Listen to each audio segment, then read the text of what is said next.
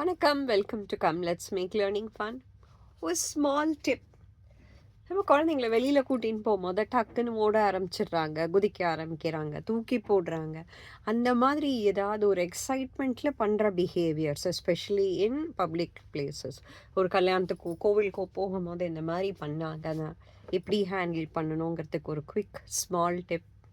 உங்கள் பசங்க இந்த மாதிரி ஏதாவது பண்ணாங்கன்னா ஜஸ்ட் அவங்க என்ன பண்ணணுங்கிறத சொல்லுங்க.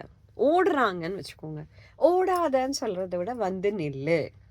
குதிக்கிறாங்கன்னா நிற்கலாமா, தூக்கி போடுறாங்கன்னா எடுத்து வைக்கலாமா அப்படிங்கிறத சொல்லுங்கள்.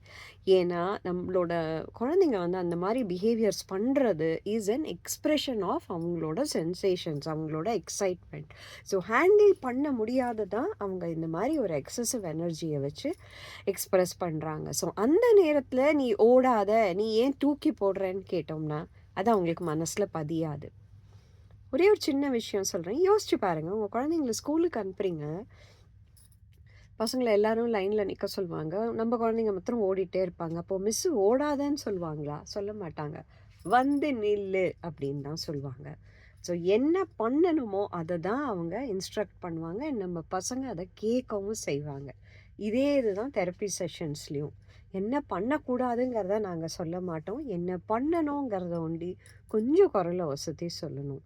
ட்ரை பண்ணி பாருங்கள், இது டெஃபினட்டாக ஒர்க் அவுட் ஆகும்.